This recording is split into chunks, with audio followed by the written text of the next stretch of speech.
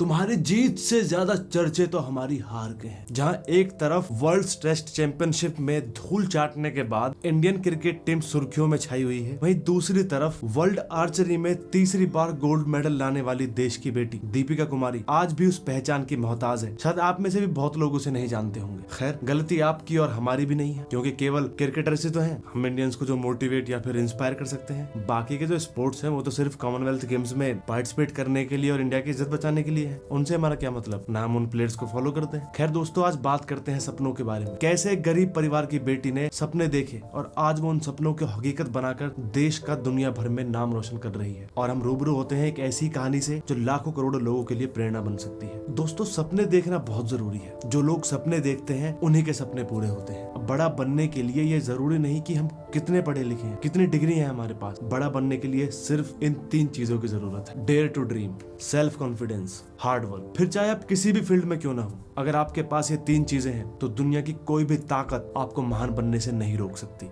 दोस्तों, आज हम एक ऐसी प्रेरणादायक कहानी से रूबरू होने जा रहे हैं जिसने लाखों लोगों के ऊपर अपना प्रभाव छोड़ा है। कहानी है तीरंदाज दीपिका कुमारी की। आज देश विदेशों में दीपिका की अलग ही पहचान है। भारत की दीपिका कुमारी ने 27 जून को तीसरी बार वर्ल्ड आर्चरी चैंपियन बनने का खिताब अपने नाम किया। साथ ही साथ मिक्स्ड इवेंट में लगातार दूसरी और कुल 6ठी बार अपने पति अतानु दास के साथ भी गोल्ड मेडल जीता। इससे पहले भी दीपिका को ढेरों अवार्ड्स मिल चुके हैं और वो कई बार ओलंपिक्स में भी इंडिया को रिप्रेजेंट कर चुकी है। दीपिका को साल 2012 में अर्जुन अवार्ड से भी नवाजा जा चुका है और साल 2016 में पद्मश्री भी उनको दिया जा चुका है। दीपिका 2014 में फोर्ब्स मैगजीन की 30 अंडर 30 की लिस्ट में भी आ चुकी हैं। बात करते हैं दीपिका के सफर के बारे में कि कैसे एक छोटे से शहर की लड़की ने इतना बड़ा नाम बनाया। दीपिका का जन्म 13 जून 1994 को झारखंड की राजधानी रांची में हुआ था। घर की आर्थिक स्थिति पहले से ही ठीक नहीं थी। पिताजी ऑटो रिक्शा चलाया करते थे और माँ रांची मेडिकल कॉलेज में एक नर्स थी। बचपन से ही दीपिका को तीरंदाजी का बहुत शौक था और वो घर पर ही बांस की लकड़ी के तीर बनाकर निशाने लगाया करती थी। एक बार उनके गांव में मेला लगा हुआ था जिसमें तीरंदाजी की प्रतियोगिता का आयोजन किया जा रहा। दीपिका को तीरंदाजी का शौक पहले से ही था। दीपिका ने तीरंदाजी प्रतियोगिता में भाग लेने का निर्णय किया, लेकिन वहाँ पार्टिसिपेट करने के लिए एक फीस थी जिसकी कीमत थी 10 रुपए। जब दीपिका ने अपने पिताजी से 10 रुपए मांगे तो वो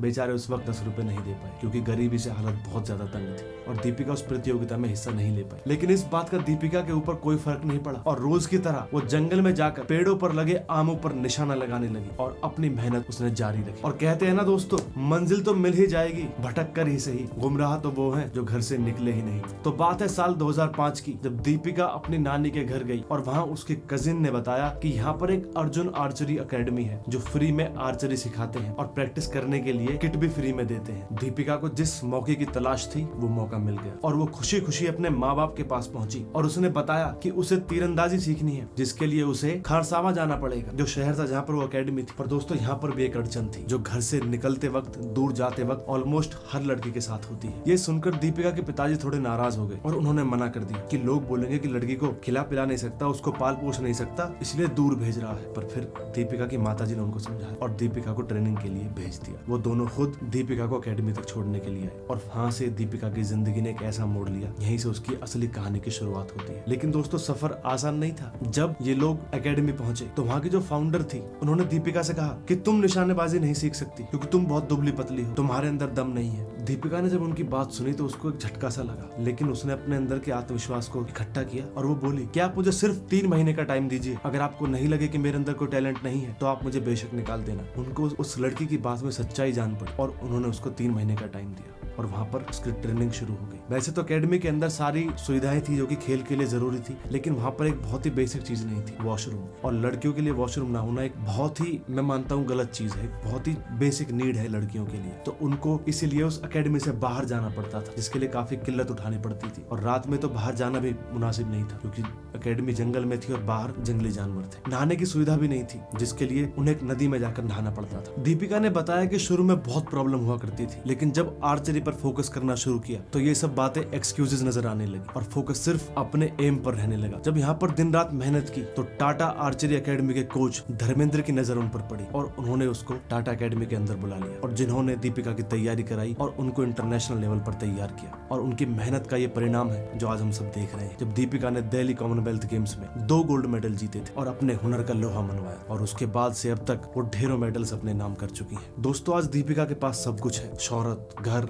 वेल सेटल्ड फैमिली, ढेर सारे मेडल्स, एक वर्ल्ड चैंपियन तीरंदाज पति, और क्या चाहिए किसी को इससे ज्यादा। लेकिन दीपिका का कहना है कि वो टोक्यो ओलंपिक में वो गोल्ड मेडल जीतना चाहती है और हम भी कामना करते हैं कि आप जरूर ऐसा करेंगे और एक बार फिर से हमारे देश का नाम पूरे विश्व में रोशन करेंगे। दोस्तों, दीपिका जिस मुकाम पर है उसके कई कारण है। पहला कारण है कि उनका बचपन में देखा गया सपना, उनकी मेहनत और आत्मविश्वास, और आज हम उनके सपने, उनकी मेहनत और उनके आत्मविश्वास को दिल से सलाम करते हैं। पर आजकल जैसा कि हम देखते हैं कि लोग बहुत जल्दी हताश हो जाते हैं, बहुत जल्दी हार मान लेते हैं, चाहे कोई किसी भी फील्ड में क्यों ना हो। थोड़ी सी भी स्ट्रगल होती है और वो पीछे हट जाते हैं। सोचिए अगर दीपिका के पास जब वॉशरूम नहीं था तो उसने कैसे मैनेज किया होगा। अगर उसे स्ट्रगल नहीं करना होता तो उसके लिए इससे अच्छा बहाना क्या होता कि मैं तो लड़की हूँ और मैं बाहर कैसे जा सकती हूँ वॉशरूम के लिए या फिर नहाने के लिए, मैं तो अपने घर जा रही हूँ, मैं ये नहीं कर सकती। दोस्तों, अगर सड़क बनानी है तो उसकी खुदाई तो करनी पड़ेगी। अगर लाइफ में कुछ बड़ा करना है तो स्ट्रगल भी करना पड़ेगा। हमें कोशिश तो करनी ही होगी। क्या होगा ज्यादा से ज्यादा, हम फेल हो जाएंगे, इंटरव्यू लेने वाला रिजेक्ट कर देगा, मैं फील्ड पर परफॉर्म नहीं कर पाऊंगा, मेरे नंबर कम आएंगे तो फिर लोग क्या कहेंगे, मैं तो कहीं का नहीं रहूंगा, मेरी लाइफ बर्बाद हो गई। दोस्तों, हमें दबने की नहीं, उठने की जरूरत है। अपने आप को पुश करने की जरूरत है। हमें खुद से कहना होगा कि मैं ये कर सकता हूँ, हम ये कर सकते हैं, और एक नए जोश और दोगुनी मेहनत के साथ हम फिर से ट्राई करेंगे और देखेंगे कि मंजिल कैसे नहीं हाथ आती। दोस्तों, ये मायने नहीं रखता कि हम छोटी जगह से आते हैं या बड़ी जगह से आते हैं, मायने ये रखता है कि हम